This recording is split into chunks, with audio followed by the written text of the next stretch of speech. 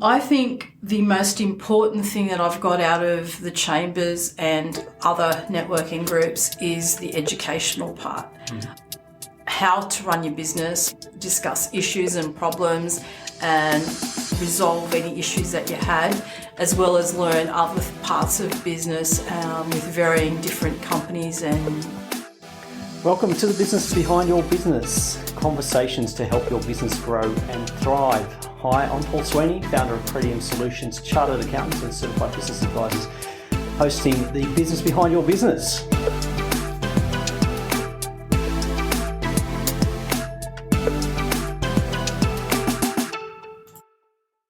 Welcome to the Business Behind Your Business, and again we welcome back Sandra Zalud, and it's good to have you back, Sandra. This time we're going to be talking about your experience in networking, and as a small business owner, as a what we call a solopreneur, working for yourself. Networking's been quite an important part of growing your business. So great to have you back, Sandra.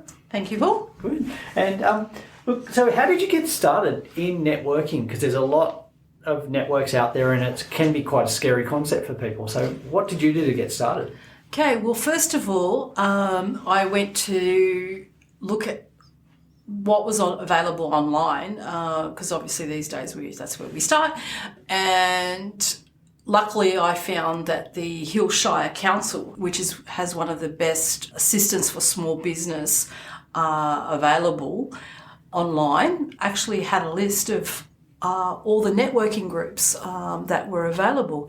And they also have like a special department for small business. They also have a directory which if you actually live or work in the Hillshire Council, you can also list your business in that directory. So that gives you a free little add-in.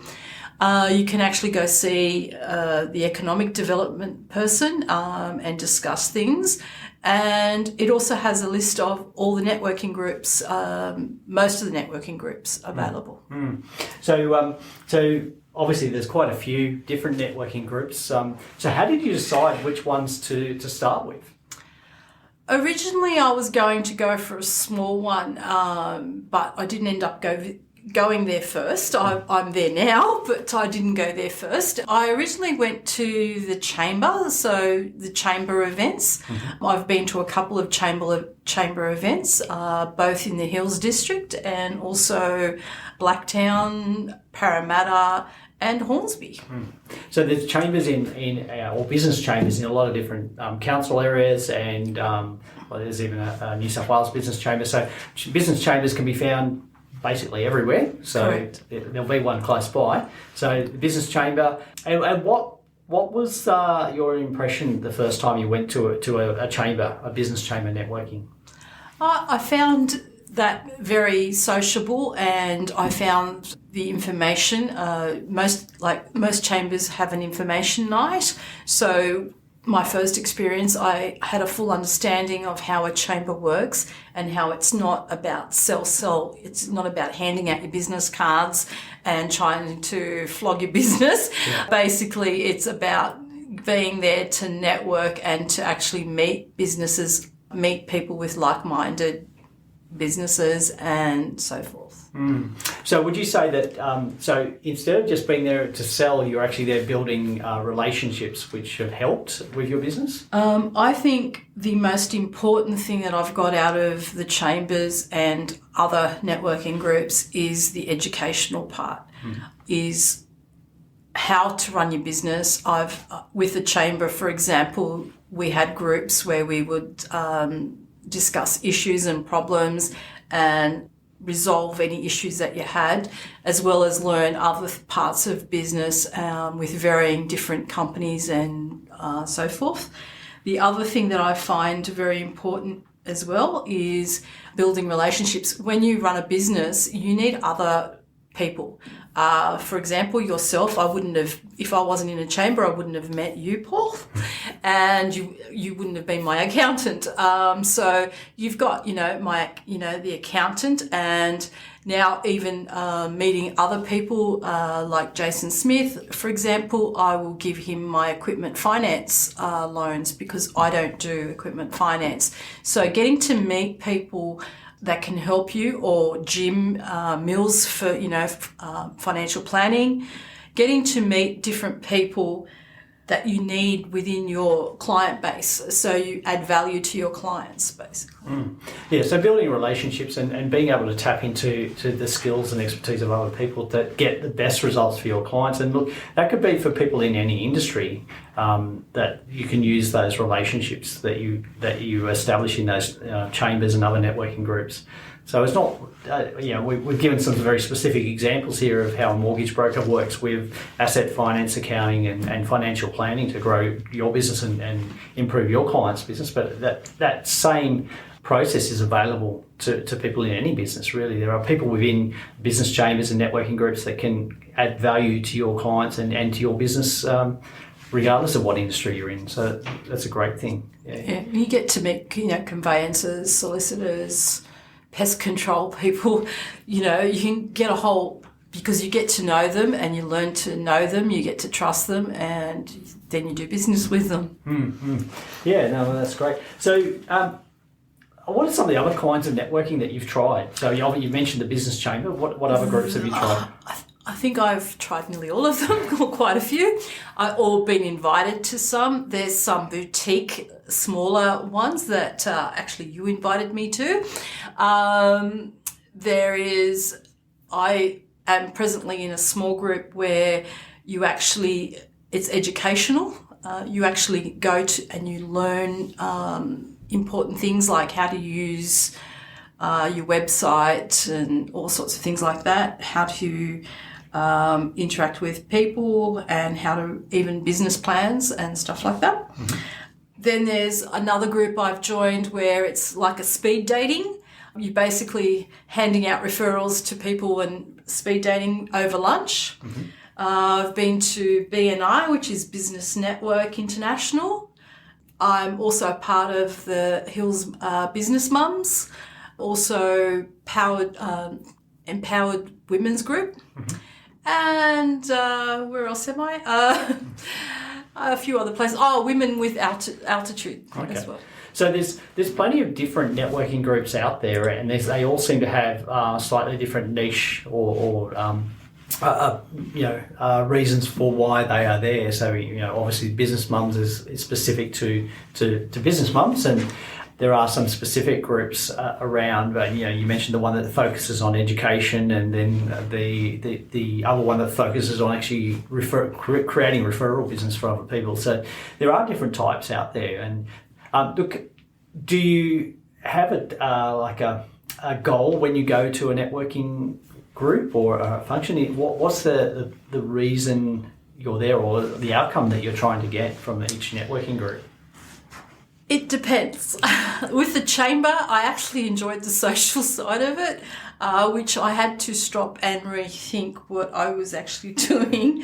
So with the chamber, I changed and focused on actually meeting people and trying just to build relationships and to understand what other people were doing, not necessarily sell myself, but more learn about other people. Mm.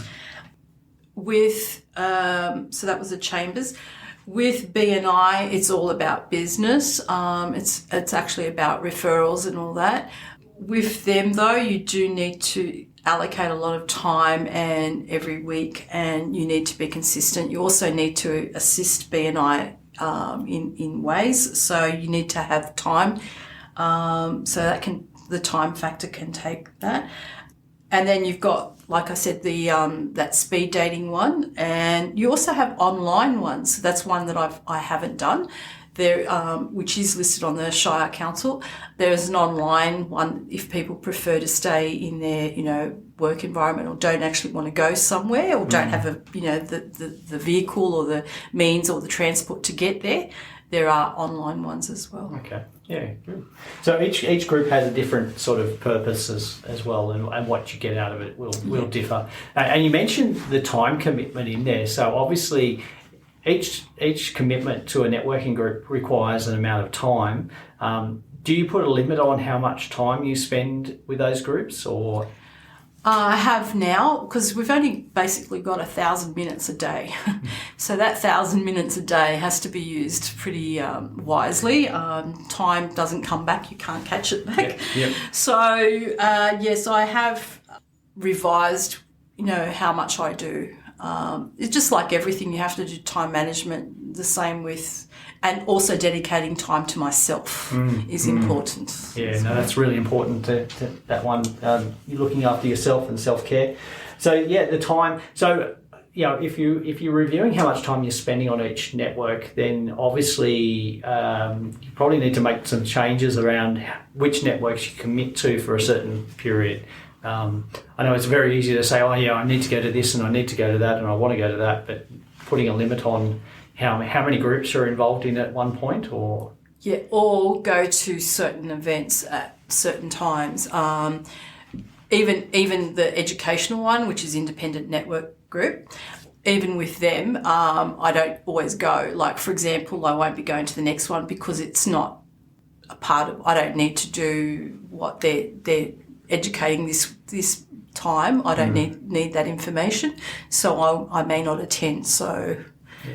It just depends. Yeah. So networking, you do need to put in the effort, and you do need to be careful about how much time you put in, and think about what you're trying to achieve from that networking. Well, especially if you're working, if you're the only person in the business, you need to work. Apart from working on the business, you need to work in the business as well. So you actually need to do the work. Yeah. So.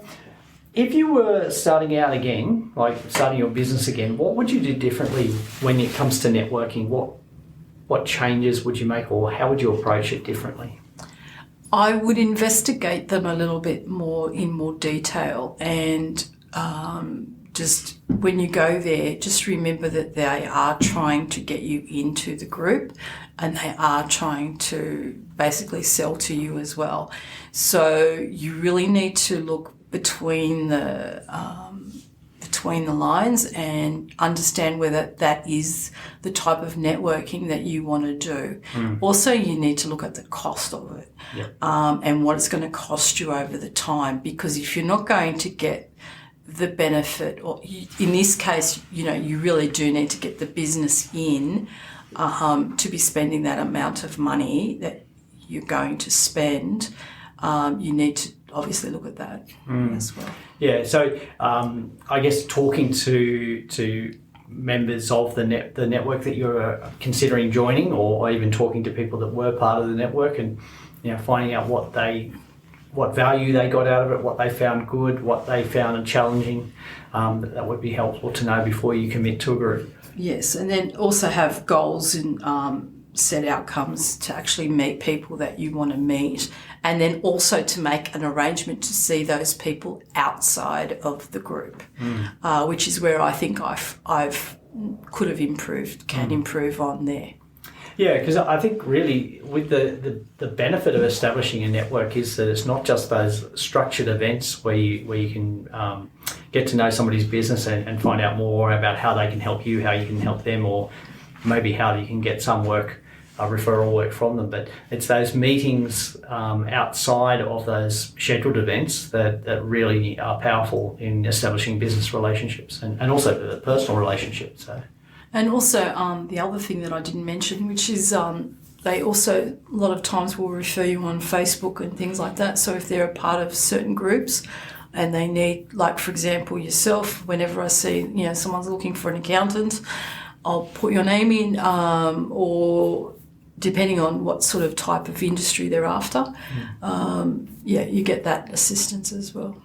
So you're expanding your, not just your physical network, but I guess your broader digital network as well. So there's good advantages there. So networking seems to be quite key for small business. And look, if you are a sole person or a solopreneur or in business on your own, then really valuable to join a networking group, at least go and find out about them. And there are plenty out there, so pick and choose the one or two that are going to be really good for your business. And again, like Sandra said, set some goals about what you want to get out of each group, and check in that you are actually achieving those goals. Or that you're getting a benefit, like either education, that you're learning about how to run. I think I learnt everything I virtually know through attending networking groups or the council, or through yourself. Oh, well, thanks for that. That's nice to know. But yeah, look, often, another way to start is your local council as well, and often they'll run workshops for small business owners. So a great resource to tap into. So Sandra, always good to have you on, the business behind your business. So if people wanted to get in touch with you, what's the best way for them to contact you? I'm happy to take phone calls on 0419 42 76 71, or they can reach me on email at szalud, ZALUD, @libertynetwork.com.au. Great. Fantastic, Sandra. And we'll put those contact details in the show notes. I encourage you to go there and download the resources that we mentioned in the show and get in touch with Sandra. And also, if you're listening, please subscribe to the Business Behind Your Business podcast using your favourite podcast player to make sure that you don't miss any upcoming episodes. So thank you again, Sandra, for joining us today. Thank you. Thanks for listening. Do you have a question you'd like our team of experts to answer? If you do, send your question to podcast@thebusinessbehindyourbusiness.com. To hear more from the Business Behind Your Business, don't forget to subscribe using your favourite podcast player. Or you can visit the businessbehindyourbusiness.com website.